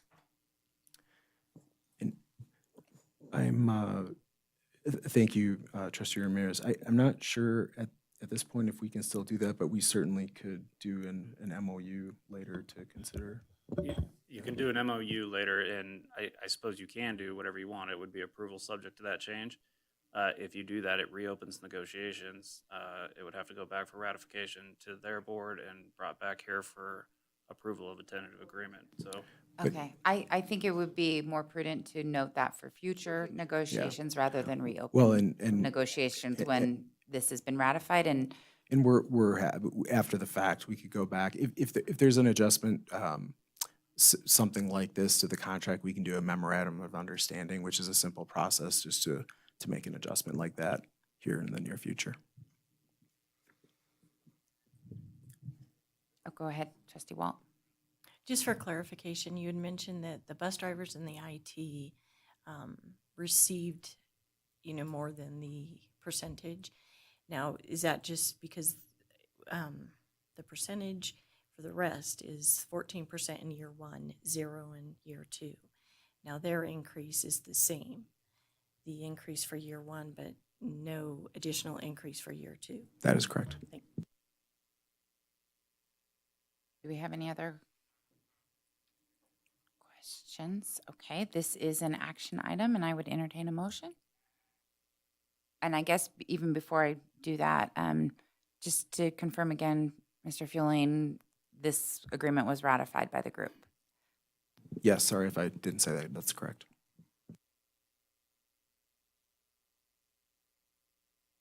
Go ahead. I'll go ahead and make the motion. I move that the Carson City School District Board of Trustees approve the July 1st, 2023 to June 30th, 2025 tentative agreement with the following: Carson City School District Bargaining Group, Carson Educational Support Association, CESA, with a possible fiscal impact of $3,228,537 as budgeted. Motion by Trustee Walt and a second by Trustee Ramirez. Do we have any further discussion among board members? Seeing none, do we have any public comment? Seeing none, do we have any email? No. Mrs. Cortez informs me we have no emailed public comment. So I will call the vote. All in favor? Aye. And the motion is approved. Thank you again for, just thanks to our bargaining groups and negotiations team. I know across the state, negotiations have not gone as well as they have here, and I appreciate efforts by all parties in our district. We'll move on to agenda item 17, which is discussion and possible action to approve a salary increase in fiscal year 2024 and fiscal year 2025 for associate superintendents, directors, managers, and other employees not covered by association contracts, with a possible fiscal impact of $416,181 as budgeted for possible action. Mr. Fueling, and at this time, I will disclose that I am related within the third degree of consanguinity to one of the members within this class of people. It's my brother. However, I've consulted with our legal counsel, and it is not an increase in fiscal increase to my household. And so I've been informed that I can disclose and still vote on this. So that's what I'm doing now, is making my disclosure and letting you know. So, Mr. Fueling. Okay. Thank you, President Crossman. So historically, after we have completed negotiations and we have tentative agreements and ratifications and then board approval of agreements, we bring to you an item for consideration for increases for all district staff that are not covered by one of the bargaining agreements. This excludes myself, just to be clear. And so historically, and I think the earliest information I have is going back to 2003, 2004. Historically, whatever had been bargained with the groups. So for example, if there was a 4% increase, the board had, or the request was to do the same increase for these staff who are not represented by the associations. Not considering the classified increase, which is different than the other two groups. The other two groups, the impact is an 11% in the first year and a 2% increase in the second year. And again, historically, that has been where the increases for these non-represented staff would be considered for approval. So I think that's really it, just asking for consideration for those same percentage increases for non-represented staff. Okay, do we have any questions or comments from the board? My first question would be why this action item didn't come with any supporting documents. I mean, we received nothing. So, so on my end, how many employees are we talking is affected by this? We have in the other agenda items, we had contracts that we looked, that we looked at. We saw, the different steps per year. We received more information. I feel as though I was somewhat blindsided to see this on the agenda, to be honest with you. An email that I had had email conversation previously was, if this is, I think the question was, are the district staff part of the administration? And I was told no, but they just, they get the same as the principals. So, so I do have to say I was a little blindsided having this, and then to have no supporting documents. So how many employees are we talking? Who, what positions are there? Is there a stepping, when they do years? I mean, like teachers, for every year, are they part of that as well? Are they contracted? I know they're at will, but do they have contracts? That would be something that I would like to see with this as well. And then my second is we put a monetary amount on the increase for administrators at 10,000. We also put a monetary amount for teachers at 7,000. Why would we be doing different here and doing 11% rather than if historically they just get the same amount as administrators, why wouldn't we just do 10 then? And instead of doing 11% on that as well. And in all honesty, I wouldn't be opposed of tabling this until the next meeting. So to answer your question, I believe there are 19, I think it's 19 positions that are covered here.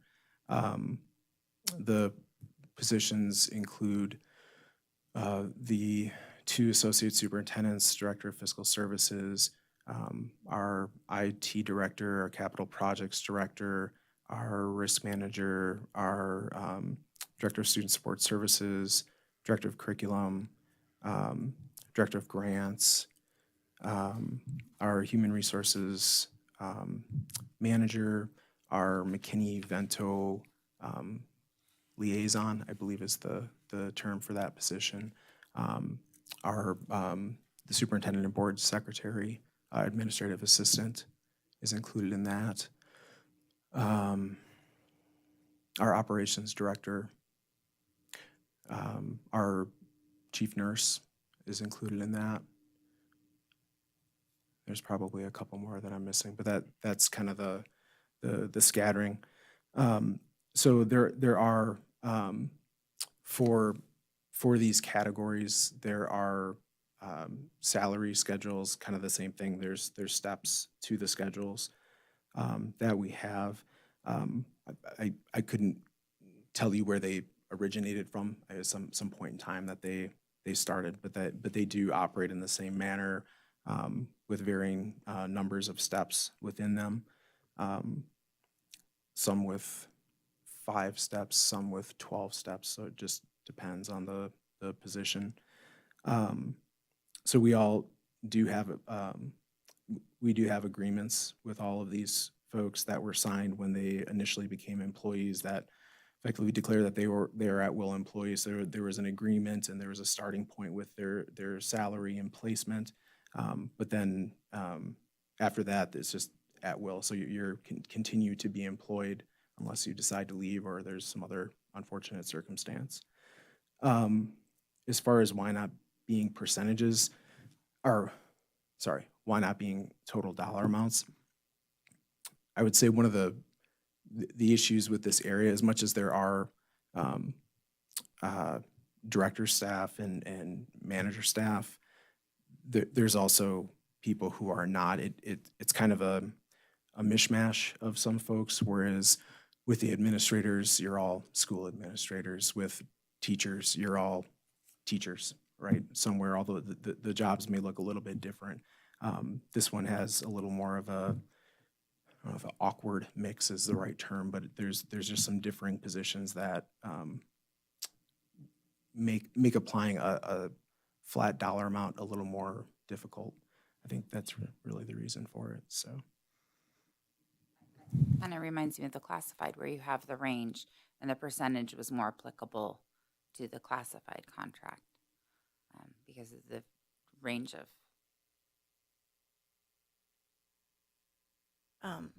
So on that note, though, that's where I would ask then if,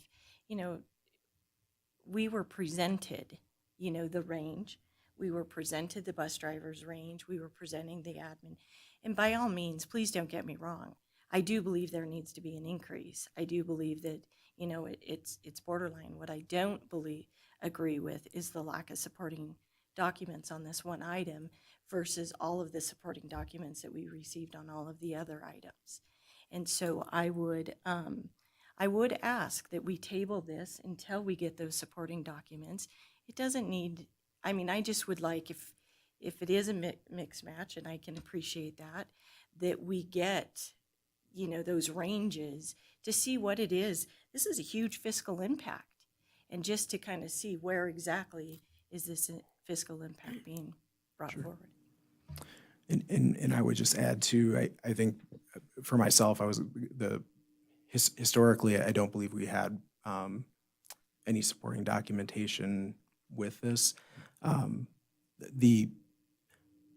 In comparison to administrators and teachers and our classified staff, we're going through this larger collective bargaining process, and there's, as you know, adjustments to the contract on top of the salary increase. And so I think that's a large part of bringing that contract forward. But in this case, the contract or agreement document itself, any of the benefits associated with that, there's no change in that. It's really just the salary piece, looking for that kind of same salary impact across the I don't groups. recall having, when this has come up before, which sometimes it hasn't because there's been no increases to these positions, but I don't recall having additional supporting documentation. So not that wouldn't be helpful, but I'm just wondering, how would that affect, because we're already in the fiscal year, how does that affect? Would we do, if it's agreed on at another meeting, would that be something retroactive? Yeah, well, and I think, and actually maybe I should have stated this with all of the items. The reality is we're not going to have these all up and ready to go to start the school year. So when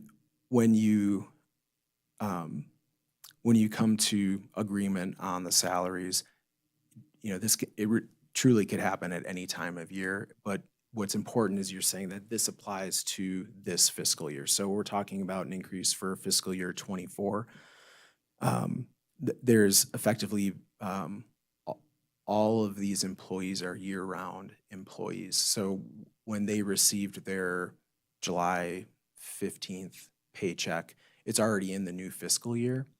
And whatever the increase is, it hasn't been applied yet because it hasn't been approved yet. So there would have to be retro payments given. And really, I believe across all of our groups, there are going to have to be retro payments just with how late this happened in the year in terms of what the setup is within our financial system and HR systems to actually make that work. So yeah, that would effectively be the outcome. And really, it's going to be the outcome for all of the groups that have to be retro payments. How hard would it be to get that information that's been requested? Not hard at all. So my question is for Mr. Russell, if we're doing a tabling item, is that something that requires a motion? It is. The item's been called. It was listed for action. And so it's been brought up. I think if you're going to continue it to get that, then you need a motion to continue.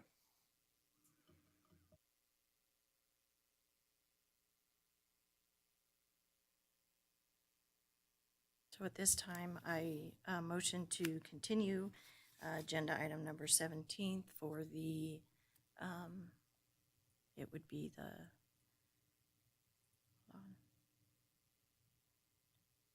August 8th meeting.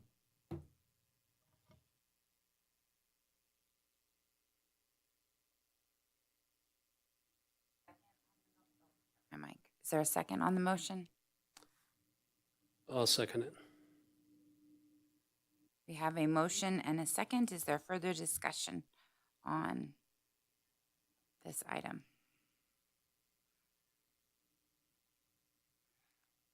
I would just say I'm not opposed with approving it now, but I'm not opposed if it would make board members more comfortable with continuing it to the next meeting to get more support. That I'm not, I can go either way. I think as long as it's not going to impact their ability to get the money anyway. I mean, they'll get the retroactive pay and maybe in the same amount of time. So I would like to see just, the pay schedules and stuff like that, just for my own knowledge also. Okay. Not that I'm opposed to pay raises.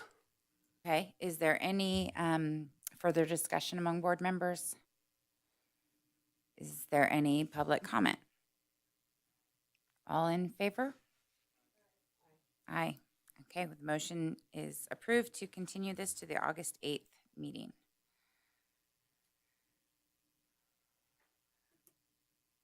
And we'll move on to agenda item 18, which is approval of consent agenda for possible action. Public comment will be taken prior to any action. I move that the Carson Wait. City, oh, sorry, go ahead. Is this the time when I would request to pull some items? For just clarification, I would like to pull item number D and E. I have some questions. Okay, and this is items D and E can be pulled to be discussed separately.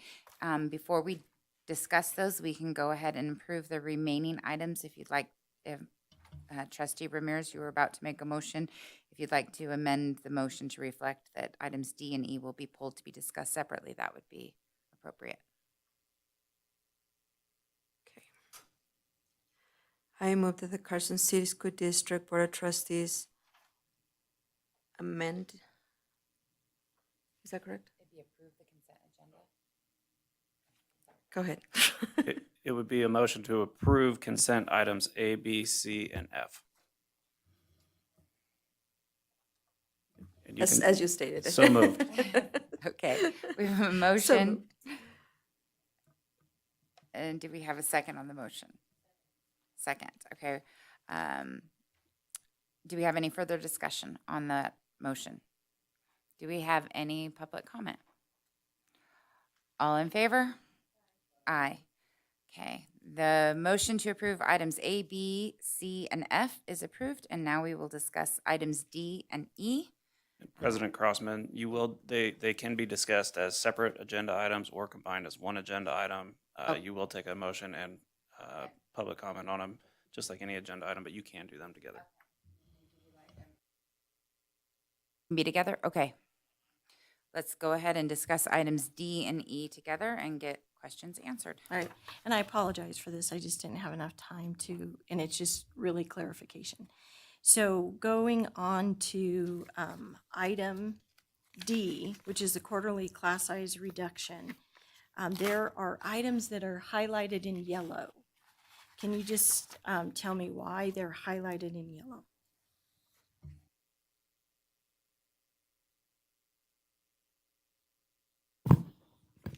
Just give me 1 second.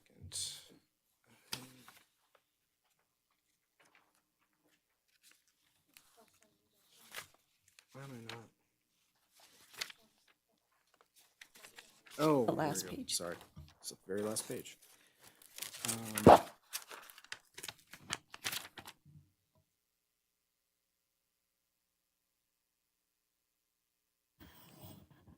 And if you need to get back to me, that's fine. Do you know Renee? Oh, I think Miss Renee may know. So these are the classrooms because the kindergarten student pupil ratio, and so these classrooms exceed what we're allowed. And then the same with this is, we should have for second grade, this is 25, fourth and fifth grade are 25 Yeah, per one. So I'll speak to her. Okay. I see. So that exceeds.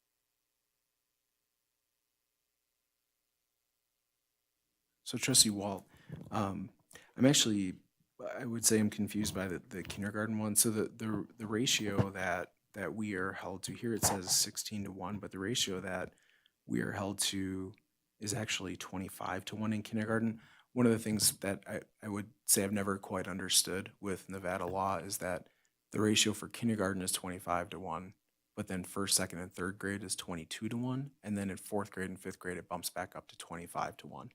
So the yellow is identifying where there are overages in terms of the ratio of students to teachers. And again, I'd have to get clarification on the kindergarten one. I don't exactly know why that one is showing up the way it is. But so when we do this report, we're effectively we're letting the state know so they can get that data. But then we request a variance asking for the ability, like for, in this case, to be over on that ratio. So that is submitted to the State Board of Education then ultimately, and they approve those variances as they are requested. Thank you. Then on agenda item, consent agenda item E, so we look at the discipline summary for bullying, cyberbullying, you know, all of the different summaries. Now, so let's just look at page 1, which would then answer all my other questions. So the schools that are listed, are they the only schools that had a report? Yes, that is my understanding. Yeah. So in Q1 for the bullying and cyberbullying, only 5 schools had any reports. Correct. Okay, thank you. That was it. If Trustee Walt has had her questions answered, these agenda, and those are reports that are required to be, the bullying to filed with NDE. So we can have a separate motion to approve items D and E of the consent agenda. So I move to approve items D and E in the consent agenda item. Do we have a second? Second. A motion by Trustee Walt, second by Trustee Varner. Do we have any further board discussion? Any public comment? Seeing none, all in favor? Aye, and the motion carries, and now the entire consent agenda has been approved. We'll move on to agenda item 19, which is informational items for discussion only. No action will be taken. Does anyone have any questions on or comments on the informational items? Other than the first day of school is Monday, August 14th, which is going to hit us faster than we think. And like, I always feel bad this time of year when that comes around. It's exciting, but I'm not ready for it. So seeing no other questions, we'll move on to agenda item 20, which is request for future agenda topics. Do we have any requests for future agenda topics? Go ahead, Trustee Walt. The scheduling of the fields. I would still like to be able to see that. Yes, and Thank you. just for your own information, we had a change of principalship and a change of athletic director, and there's been a bit of delay in getting that information. So we will, that's calendared, it's just not ready yet. And we'll go on if there are no other, oh, go ahead. I do Trustee have a Ramirez. question. Were we going to review the nominations for NASB It's the next. on the next agenda? Okay, Next, okay, yeah. gotcha, gotcha. Okay. And also, just so you know, they're not all due on the 4th because there's a little bit of deadline. So we have that on the agenda. Our papers don't have to be submitted to NASB on the 4th of August, so we have a little bit more time. So if there are no other requests for future agenda topics, I will move to agenda item 21, which is adjournment. We are adjourned.